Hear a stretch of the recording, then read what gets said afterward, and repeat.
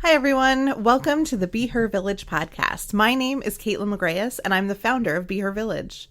Be Her Village is an online gift registry for what moms really need: support, not stuff. We're talking to providers and people who care for moms in their pregnancy, their birth, their postpartum. We're talking to real moms and hearing their stories and really just getting into all the good stuff that comes along with new parenthood. So check us out, tune in, and let us know what you think. Hi, welcome back to the Be Her Village podcast. This is Janelle, and I hope you're having a great day wherever you are. If you're new here, Be Her Village is a gift registry for new parents to get the funds they need to pay for the support they deserve. As of right now, while I'm recording this intro, there has been nearly $24,000 gifted to new parents for them to use on their pregnancy, birth, and postpartum support. And that's so exciting. We're wanting to change the narrative that receiving support is not self-indulgent. Like the title of this episode, doulas are not self-indulgent. Having quality care in those first weeks and months postpartum can really make a major difference in the health of new parents. In this episode, Caitlin McGrayas, the founder of Be Her Village, is talking with Mandy Major, the founder of Major Care Doulas and My Fourth app, which is a virtual postpartum doula service where new parents can have access to postpartum doula support anytime, anywhere. And I'll link all of that in our show notes. So they're talking about all things doula support, all things postpartum support, and why new parents really need such a thing. If you're growing your family, you can create your gift registry for free at behervillage.com and load it up with all the support services that you need because you deserve it. Enjoy the episode. Hi, I am Mandy Major, aka Doula Mandy, and I'm a mama certified postpartum doula and the founder of Major Care, a virtual postpartum care provider. Wonderful. Well, thank you so much for joining me today, Mandy. Thank you. Thank you for having me. Of course, you are doing some really exciting things in the postpartum support world, and that's why we're on together talking about it. Let's start with, I think, one of the biggest questions, which I had even when I was a doula, like when I was first becoming a doula, which is, what is a postpartum doula? What are postpartum doulas doing, and why is it important? That's such a great question. So a postpartum doula is a non-medical caregiver, and it can still mean a few different things to different people. So I'll give you what my definition is of a postpartum doula. We are really there to help guide the transition into parenthood. This can be for a first baby or a fourth baby or more. Every pregnancy, every birth, and every baby is different. So I always see the need and the use of a postpartum doula for each birth event. And in postpartum, we're that guide for that transition. I think we're really there to hold space, provide that day-to-day guidance, those best practices, whether for you as the birth person and your care, whether you had a vaginal birth or a belly birth, also baby care and resources, and sometimes just to be that evidence-based cheerleader that you need. And for me, my focus and what I founded my company on was virtual care. Mm-hmm. I think that to date, postpartum doulas it's been either part of some state-funded pilot programs or seen as something for the very privileged. And my goal is to mainstream doula care.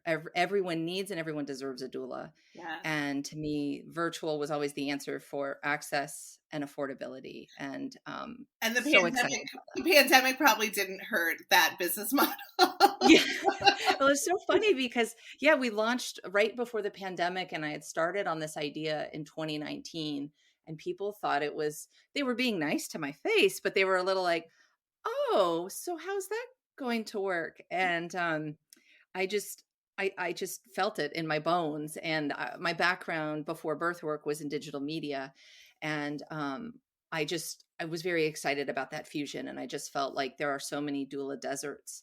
How can we address, just this this doula issue, but also make something more scalable for doulas, because even just, I'm a relatively quote unquote young doula. I know folks who've been in this business for 10 plus years, but very quickly I saw burnout was an issue. Oh yeah. Doulas driving, around an hour. You're nodding. Yes, because Because I um, started Be Her Village to get off call and to get out of doula work. That's just like the truth of wow. it, is that I could not sustain my very successful doula practice anymore Mhm. without collapsing. I mean, it was very difficult for me. And I started Be Mm, Her Village because I wanted to still be in the maternal health field. I didn't want to just go mhm. work for any company. I wanted to still be really impactful. And so this is the thing that I found to put my energy into. Wow. Um, And you but no, built this incredible yes, community, and it's and just thank God I it's did. I mean, awesome. this is how it works, right? Like everything, the struggles in life kind of push us through to the next thing. Mhm. But I really, the idea, like for our doulas that are listening, Be Her Village has lots of birth workers who listen to our podcast, and I'm sure they're Mm. all nodding their heads too, because doula work is really, really hard. Postpartum doula work, birth doula work, it's Yes. just really intense. It's Yes. very hands on, it's very emotional. The driving, the call Mhm. time, the unpredictability. It and then you Unpredictability, have huge. this issue, and I think we're both working towards this issue of accessibility. How do we Mhm. make sure that doulas get a fair, living, thriving wage, while also Yes. making Yes. sure that the people that get our support are not just wealthy people?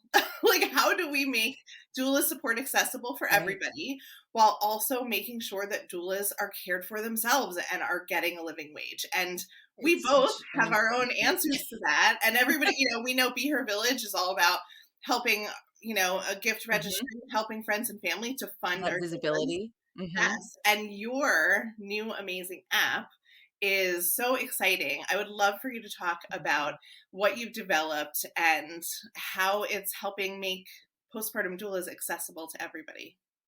Oh, thank you. Well, when we launched, our first focus was on connecting new parents with certified virtual postpartum doulas for one-to-one care. So you'd take a short quiz, we'd match you, and then you would have weekly sessions and daily texting. And that is wonderful, but we really saw a need to do something more. And this was something I had always wanted to do. And earlier this year, earlier in 2021, we started the beta of my fourth. And my fourth is basically guided learning for the fourth trimester paired with access to virtual care. So we're gearing up to relaunch it. We've expanded it based on the beta feedback, and we are putting it out there into the world later this month. It's such a like scary and exhilarating feeling to like work so hard on Oh, something yeah. and then to release it. It's like sending your baby to kindergarten. It's like you had them home with you and Which I just did, and it's like all the they feelings. need to go, right? Like they need to go to kindergarten. You have to release it, This but is it's what's so needed for hard. It's your growth. baby. Yes. Yes. It Growth is is, painful though and sometimes. I honestly struggle with perfectionism. So I know Mm. that we'll do the best we can, and it's about iteration. So we'll launch it into the world and we'll get more feedback, and then we'll keep building on it. And being comfortable with that is it's a challenge, but it's also such an exciting thing. And to me, it's all about as I mentioned before, like normalizing the fourth trimester. And it's not just do's and don'ts. It's like holding space for this whole transition into parenthood, Mm. um, along with best practices. And to me, I think having a doula in your back pocket is such a powerful thing.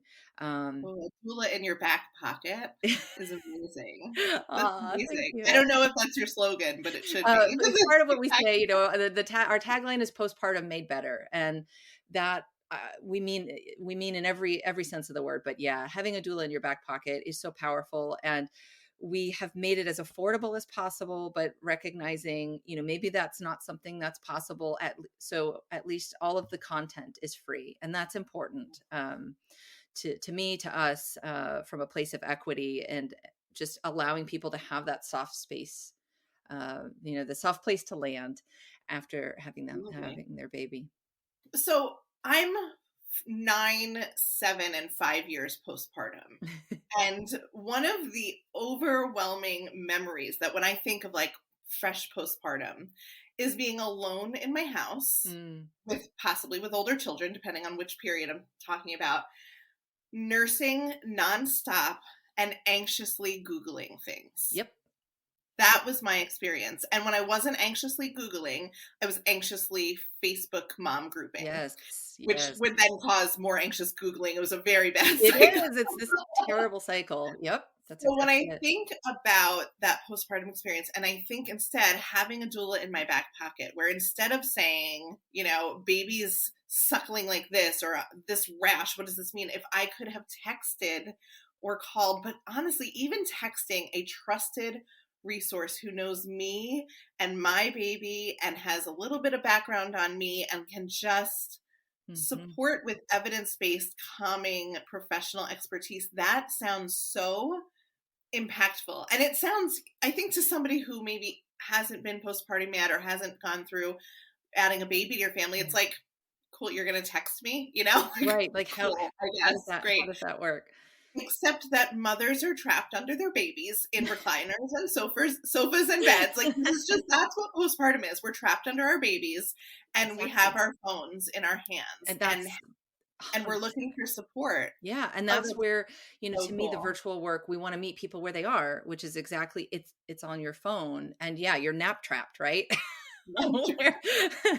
So, and that's where, in thinking about even the curriculum, the day-by-day curriculum, it's meant to be watched and read, maybe while you're nursing, while you are nap trapped. And so it's all bite-sized, because we know if we want to get you off Dr. Google, and also, like, yes, there are some amazing books and resources to read. There's lots of them, but they tend to be longer than any of us have the capacity in postpartum to really absorb. So for us, less is more. We don't want to bombard you with information. So each day you have what we feel is most important for that day.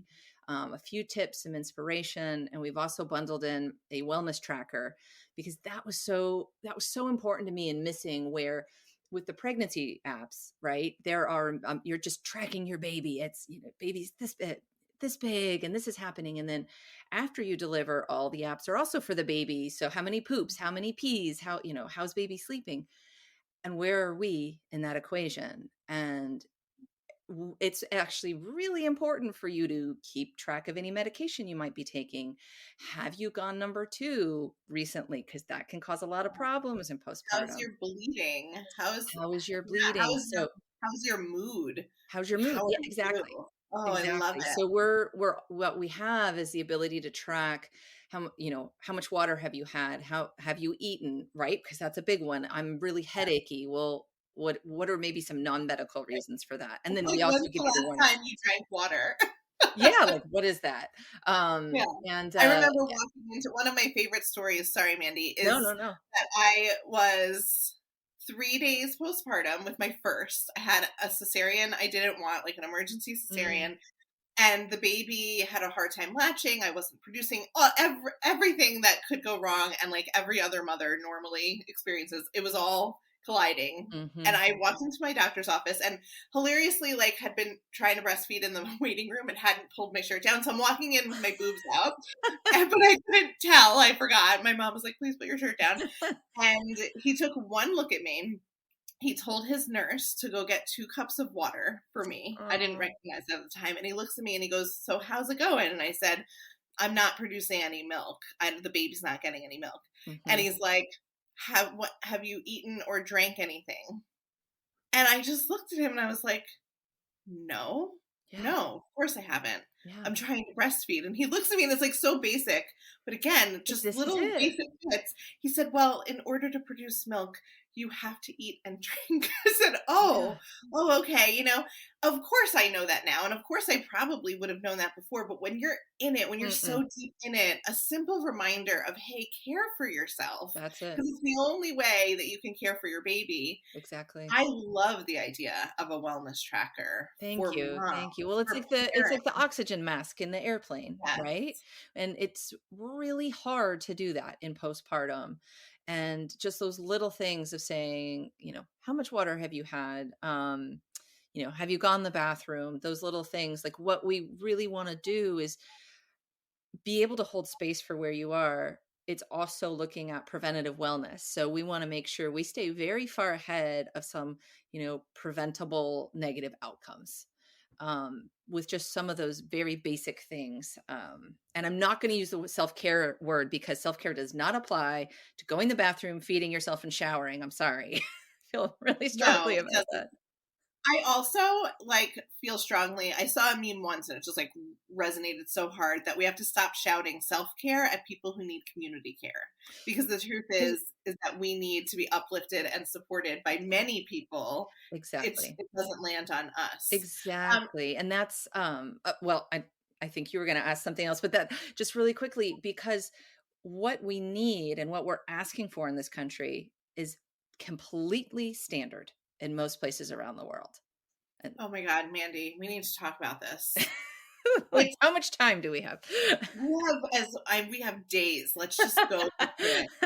Mandy, this is something that I discovered recently. I was telling you, when I was preparing for my NPR presentation, I started doing research into what other countries offer mothers in the postpartum period. It's startling, And isn't it? it's infuriating. Yes, Actually, yes. I felt rage. I felt shorted. I felt like I didn't get what I needed, and that's why I struggled. Hmm. Every other developed country in the world Yep. is sending postpartum health visitors, Yep. nurses, midwives, doctors, Yeah. doulas. They're sending Hmm. people into the home. They're Yes. giving them pelvic floor therapy. They're giving You have them a lactation dedicated support. warm line to call. Yeah. And any sort of support you need is available. It's paid for. It's standard. Hmm. And we don't have that here. And I've actually experienced this with Be Her Village, because I get Mm. emails every single week from Australia, from Europe, from the Middle East, from Canada, all of these places that are outside of the US, and they say, oh, this is amazing. Let's do this here. I have everybody I know would use this. And Hmm. I was initially really surprised at how eager the international community was to use Be Her Village, partially because it feels like we're shouting into the American void of Yeah. hello, you need support. It feels like the Right. first hurdle that Be Her Village has to overcome is even convincing American mothers that they need, want, and deserve support. This is exactly. Whereas the international community already knows they need support, and they're excited to find resources to pay for it and to connect with Absolutely. it. It's barbaric. Like, they see what America's doing as barbaric, from our lack of postpartum care to our lack of paid leave. It's Oh my goodness. unheard of. And I won't, I know that's like a whole other podcast, but what you said is exactly it. And what motivated me, I wrote an op-ed that was published in HuffPost early in the summer, based on like mom strong culture and this kind of very mainstream American belief of like grit is above all else. And it's very hard for us to be openly vulnerable in postpartum and ask for and or receive care, something that is very, very normalized. And I think so there's a structural issue with our lack of standardized postpartum care, but we also have I think we do to some extent play a part in perpetuating this gritted out, bounce back kind of obsession, that really, really, really hurts us. And this idea that I think what we're really pushing back against is this idea of, oh, I needed a doula, air quotes there, and feeling maybe less than. if somebody has that support, or that like it's a luxury, or you're, being self-indulgent if you have a doula or some other kind of Or caregivers, worse, that you're being weak, that you're or that you're that you're being not weak. Yeah. Like enough, that, that you that, needed a baby nurse, you needed a doula. you Oh, you needed needed this. something? Well, I took my law school final exam, while I Right. was pushing the baby's head out. Like, there's this competition for Right. women It's to be like one-upping one another in how right. much we can Right. handle. And none of us are stopping, well, some of us are, to pause and go, oh, well, Yep. wait, should you have had to Right. take your law school exam from your maternity bed, or should Right. you have had leave, or should you have gotten a Answering break, or should emails. you have had support? Yes, Right. it's Right. And I think it's all, I mean, it runs so deep, but I think part of it is just the ridiculousness that women have ever been cast in a light of, um, being the weaker sex, which is like, once you have a baby, it's just, it's the most laughable, insulting thing. Um, and so I'm like, gonna take a moment to laugh at it because it is it's so, it makes me apoplectic, and this is part of, my work in like, I left media to go into birth work because of the state of things, and to see like, this is atrocious, and we are fighting so hard to have a seat at the table, and we are still fighting, clearly with paid leave, to have any level of fairness. That we have to mask our postpartum truths. We have to mask what our bodies go through, so that we seem impervious, so that we seem tough and strong and capable, which we all know we are. And so, unfortunately, we're not able to be in that healing state like we need to be for those like at least the first 30 days to 42 days, if not those 90 yeah. days. We are the only culture that Yes. doesn't have a Yes. resting, a lying in, a caring for mother Exactly. time after birth. Exactly. Every other culture has something built in. And like you said, it's either a month or 40 days or 6 weeks. There's some recognition of this time being sacred, and not just about the baby. It's the birth person and the baby. It's that dyad, right? To see you are a unit and you function like that, and to witness that. And we don't allow any space for that. It's like, it goes right to the baby. And I know we've both identified on, like, the baby has enough clothes. Like, what about you? Right. Um Well, the other thing is too, is that I think that people don't realize that the baby doesn't need everything to be perfect. They need a well-supported caregiver. yes. There's one of the things that I love to point to this is like, there is a hesitation among mothers who are struggling with mood disorders, Mhm. or have been, are struggling with the choice of to take antidepressants or other mood stabilizing medication. And often we hear, well, I don't want to take any medication because it Mhm. will go through to my baby and that could Mhm. hurt my baby.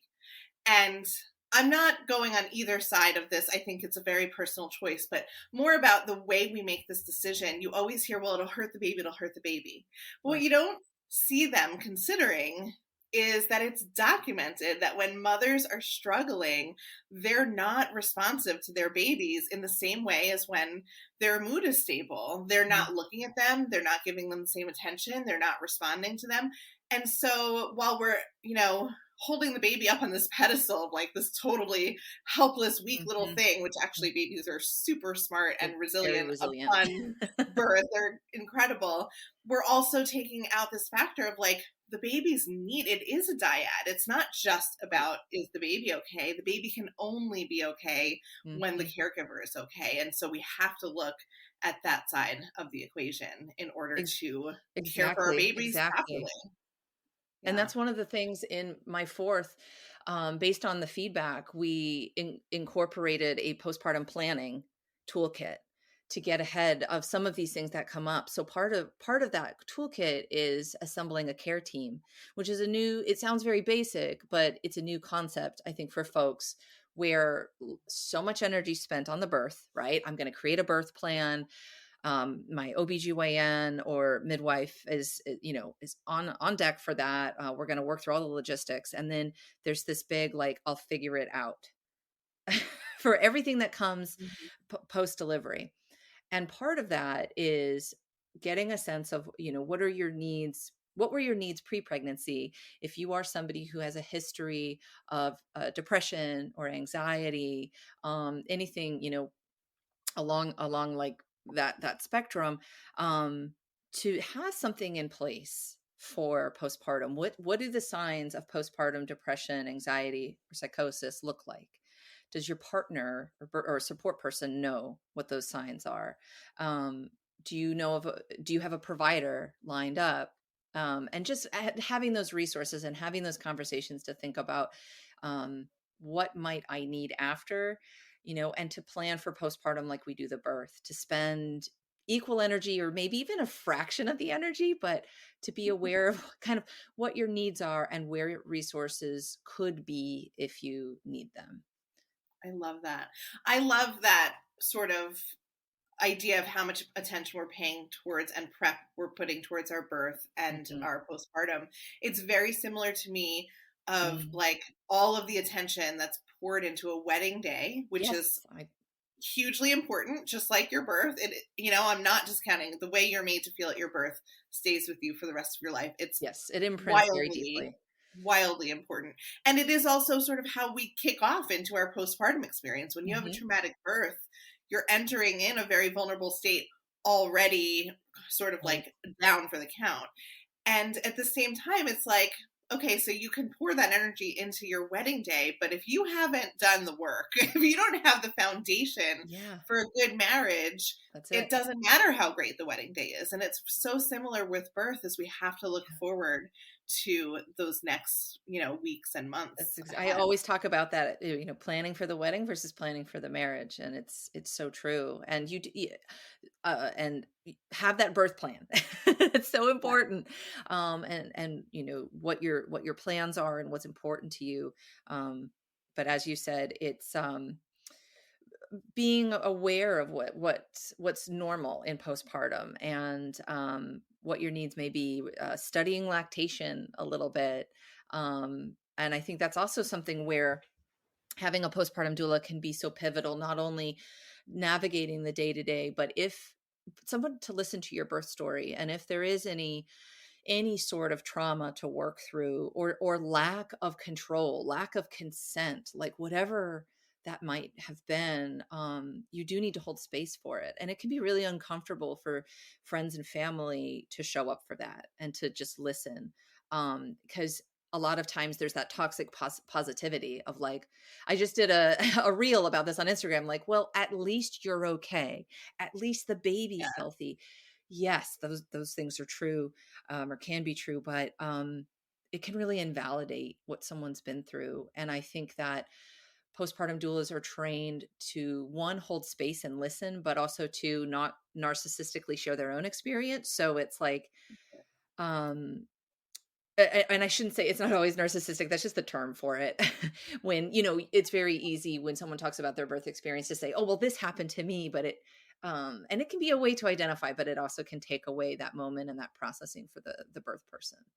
Oh, absolutely. I mean, I think part of what is so important about doulas, postpartum doulas, and birth workers is that we don't come with the baggage. We don't Right. come with the judgment. And you can show up and be vulnerable Hmm. and have somebody hold that space, listen, offer validation, offer some tips, whatever you need in that Yeah, moment without being triggered into their own experience. Because so exactly. often, especially with mothers and mothers-in-law who tend to be, the females that are around Say no us in that more. postpartum time, they have had their own experience. There's a shifting of the matriarch in the family, right? Like Hmm. when you, especially bringing home your first baby, you are suddenly the mother of the family, and there's a shifting of their role. Yeah. And some people do it gracefully and are extremely helpful and loving and supportive, but it's not, I think that's the exception I instead of the I rule. honestly do too.